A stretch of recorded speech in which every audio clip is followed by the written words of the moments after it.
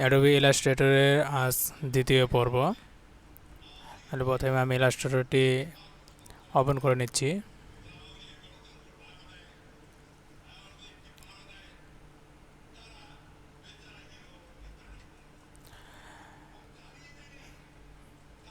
Adobe ইলাস্ট্রেটরটি open হয়েছে। আর আমি ফাইলে যাব, ফাইল থেকে নিউ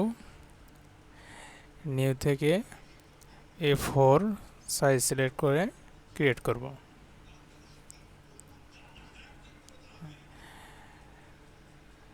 অ্যাডোবি ইলাস্ট্রেটরটি আমার ওপেন হয়েছে আর এখানে একটি আর্টবোর্ড নিয়েছি।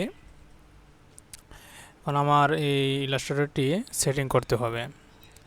এলোমেলোভাবে আছে, এলোমেলো কাজের সুবিধাতে আমার এটি সাজিয়ে নিতে হবে। তাহলে প্রথমে আমাদের যেটা জানতে হবে,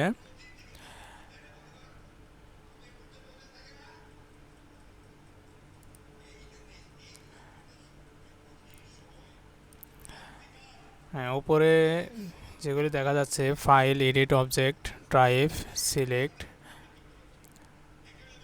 ইফেক্ট, ভিউ, উইন্ডো, হেল্প,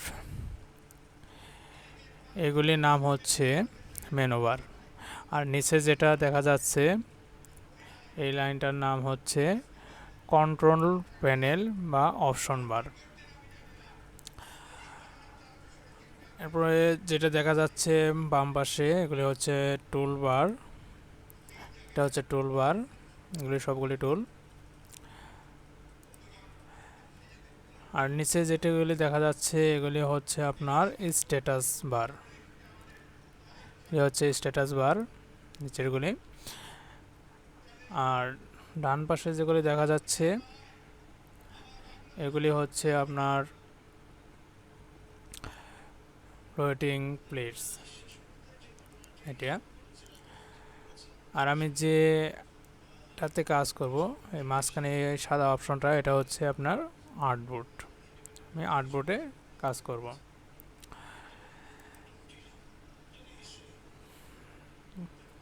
আর কাজের সুবিধাতে আমার এই টুলসগুলি সাজাতে হবে, তাহলে যেগুলি এলোমেলো আছে এগুলি আমি প্রথমে আর্টবোর্ডের উপরে নিয়ে আসবো।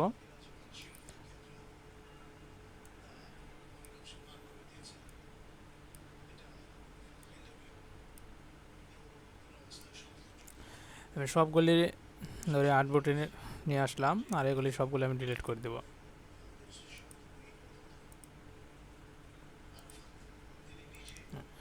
এখন আমি নিজের মতো করে সাজিয়ে নেব। আর এই টুলবারগুলি আমি কোথায় পাবো? এই যে উপরে উইন্ডো থেকে উইন্ডোতে ক্লিক করলাম, ক্লিক করলে দেখেন। আর এগুলি আপনি একটা খেয়াল করবেন যে কন্ট্রোল সিলেক্ট করা আছে কিনা। যদি কন্ট্রোল সিলেক্ট করা না থাকে তাহলে কন্ট্রোলটা সিলেক্ট করে দিতে হবে।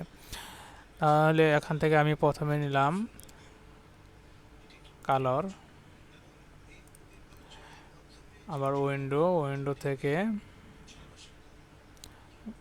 গ্রেডিয়েন্ট,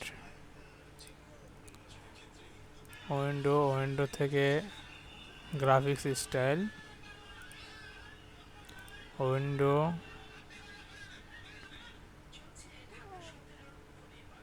হচ্ছে পাথফাইন্ডার,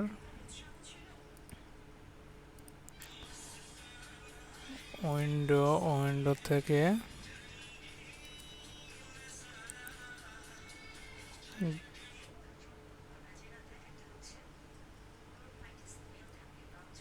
লেয়ার্স, উইন্ডো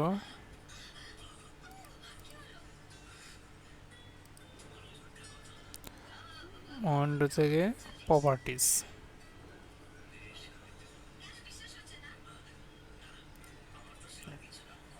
এখন এগুলি আমার সাজাতে হবে। আর এগুলি কিভাবে সাজাবো? এভাবে মাউসের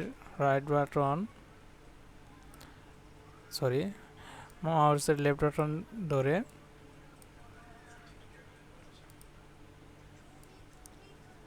এই জায়গায় টেনে ছেড়ে দেব।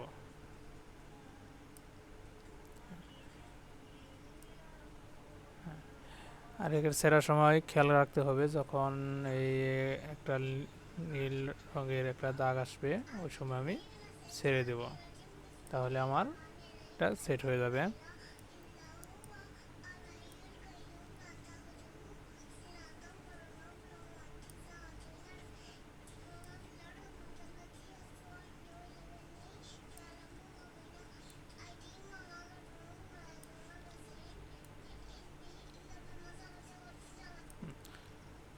আমি সবগুলি সাজিয়ে নিলাম।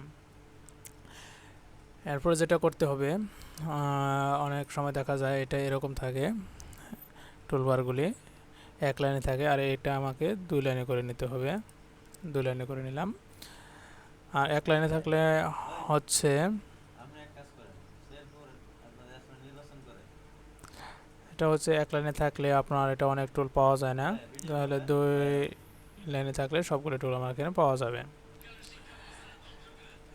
এটা সেটিং করা হলো। এরপর আরেকটা যেটা খেয়াল রাখতে হবে, এই যে উপরে দেখেন এখানে আছে এসেনশিয়াল ক্লাসিক। এটা অনেক সময় দেখা যায় অন্যগুলি আপনার সেটের কম থাকে, আর এটা অবশ্যই আপনার এসেনশিয়াল ক্লাসিক করে দিতে হবে। এটা খুব গুরুত্বপূর্ণ, এটা খেয়াল রাখবেন। আর এখানে হচ্ছে দেখেন এই যে ক্লাসে করার জন্য আর মাইনাসের মাঝখানে 2টা এই দেখা যাচ্ছে, এখানে একটা থাকে অনেক সময়। যদি একটা থাকে তাহলে এটা ক্লিক করে 2টা করে দিতে হবে। তাহলে আমাদের ফুলফিল এভাবে সেটিং করে নিতে হবে কাজের সুবিধাতে। হ্যাঁ, এখন যে কাজটি করতে হবে, আর্টবোর্ড কাস্টমাইজ করতে হবে। এই আর্টবোর্ডটি বিভিন্ন সাইজে আমাদের কীভাবে কাস্টমাইজ করব। এখন যেটা সেট করা আছে এটা হচ্ছে A4 সাইজ। এখন আমি বিভিন্ন সাইজে কীভাবে আর্টবোর্ডটি আমি সেট করব সেটা দেখাচ্ছি। আমি প্রথমে যাব ফাইল থেকে যাব নিউতে আসার পরে এখানে বিভিন্ন সাইজ দেওয়া আছে। বেশিরভাগ আমাদের যেটা কাজে লাগবে 1280x769, এটা বেশিরভাগ আমরা এই পেজটাতে কাজ করব। এরপরে যদি আপনাদের মনে হয় যে না আমার এটা যেগুলি আছে এগুলি আমার হচ্ছে না, নিজের মতো করে কাস্টমাইজ করে নেবেন, তাহলে এখানে দেখেন ডান পাশে একটা দেওয়া আছে, তাহলে এখানে আমরা কাস্টমাইজ করে নেওয়া যাবে। এখানে যেটা করতে হবে, প্রথমে আমাদের এই এরো চিহ্নতে ক্লিক করতে হবে। এরো চিহ্নতে ক্লিক করে আপনি কি নেবেন, ইঞ্চি আছে, পিক্সেলস আছে, পয়েন্ট আছে, মিলিমিটার আছে, সেন্টিমিটার আছে। তাহলে আমি প্রথমে দিলাম পিক্সেল দিলাম আমি 1280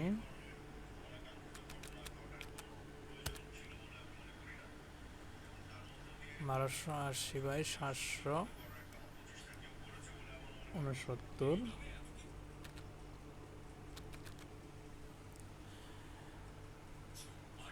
বারোশো আশি বাই 769 দিলাম। এরপর আরেকটা যেটা আমাদের সেটিং করতে হবে, অ্যাডভান্স অপশনে ক্লিক করে এখানে সবসময় রাখতে হবে CMYK কালার।